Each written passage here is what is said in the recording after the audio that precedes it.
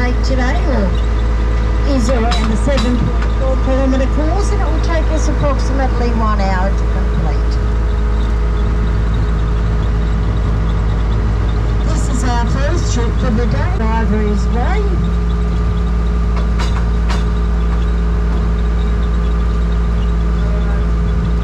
And my name's Annie, and if there's any way we can help you as we're travelling along, please don't hesitate to ask.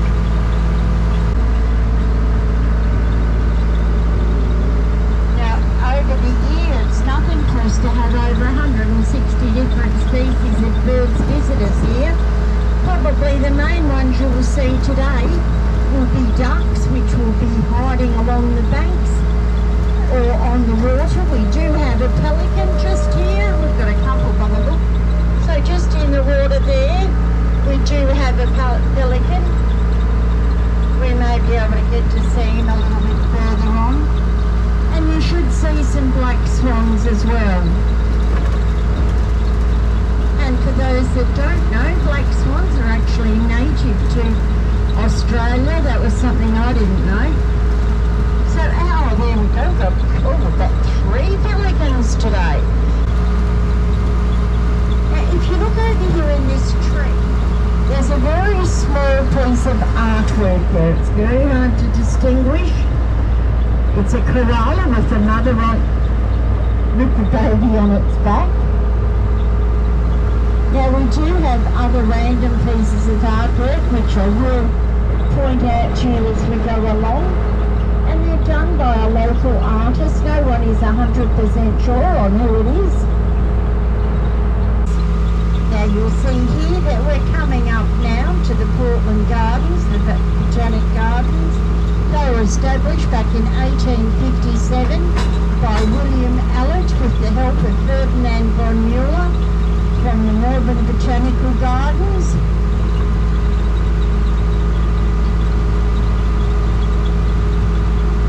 Inside we have a wonderful display of roses, and we're just coming into the season for our dahlias, which we grow for our Anzac time.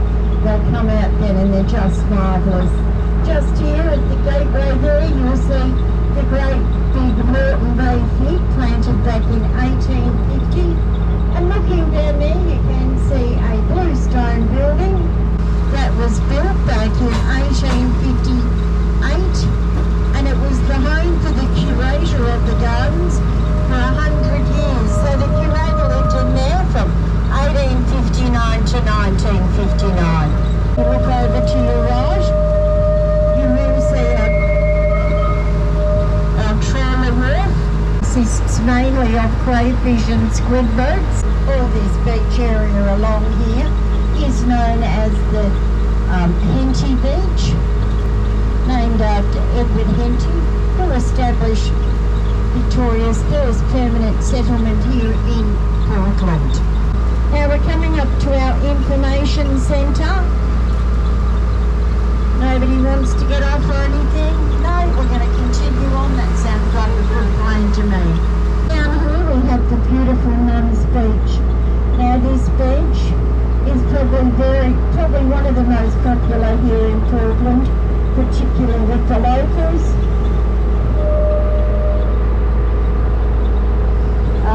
Years ago we have a convent which I'll explain on the return journey, and the nuns used to come here back in the mid-1800s, do all their bathing, and that's why it got the name the Nuns Beach. Just here on these bluestone walls we have plaques in memory of those that have lost their lives at sea here in the Portland waters. This garden that we're coming up to now has been built in memory of Gilbert Pritchard, who was the longest serving curator of the Portland Gardens.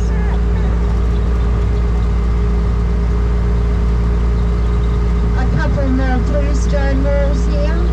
These have plaques on them noting the names of the immigrants that came out with Edward Henty. Yeah, we're very lucky. We've got a couple of paragliders up here. I think that's what they're called. Up here in the sky. They often use this cliff area to do their hard work. Oh look, we're getting a wave even. Now also here, we'll see them on the way back, but we have a couple of more art pieces in these trees. We've got a big bird over there on the one on the cliff side. And if you look back, you'll see a red-backed spider in the other tree. All this area along here is known as the Cloud Fields.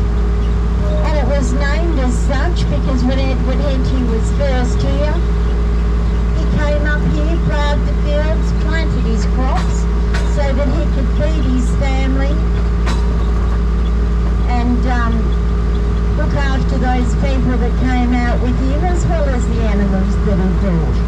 Of the Portland Trams, we were established back in 1996, and with 6 years of hard work with one paid staff member and many volunteers, we managed to raise enough funds to restore the trams, lay the tracks and build the depot at a cost of over $2 million. And these had been built by one of our founding members, Mr. John Airy, to the 1889 plans.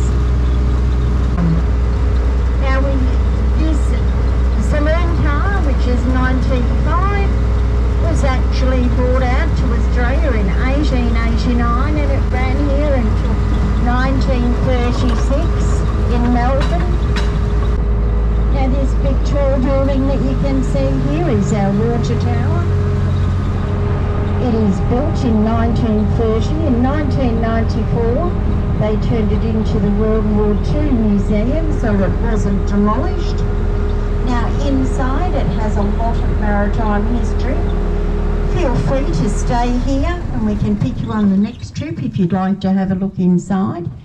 It's interesting to know that before 1854, there were no lighthouses along the Victorian coastline.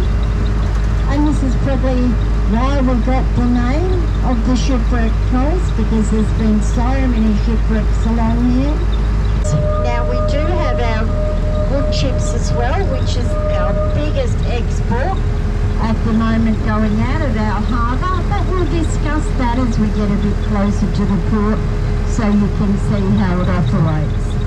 Over here on our right, we do have this old bridge. This bridge used to be an old railway bridge, and it used to have a great big tunnel underneath. As our port, as our railway depot used to be down here on the foreshore. Being the red brick building, this is where the Loretto convent was. So this is where our nuns used to be, that used to go bathing down at the nuns' beach. This was built back in the mid-1800s. The nuns were there for a very long time. Here we have All Saints Parish Church. This was built back in 1850. A lovely old church, both inside and outside. It's our only church with a steeple, and this was granted to the church in 1889 by one of the local parishioners.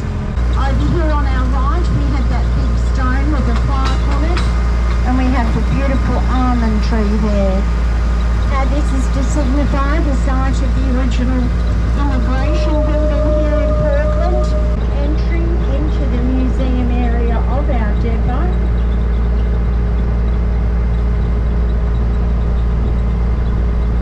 And inside we have some wonderful displays, including miniature railways.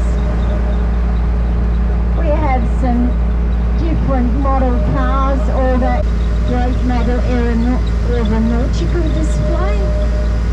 We have some old wagons and old cars, and we're very lucky to actually have a large portion of a privately owned rock collection, which is actually the largest rock collection on display in the Southern Hemisphere.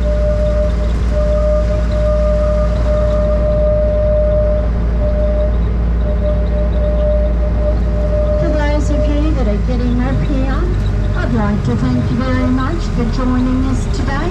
If there's anything that we can help you with, please don't hesitate to ask. I hope you have an incredible day. Remember to stay safe and keep smiling. Thank you.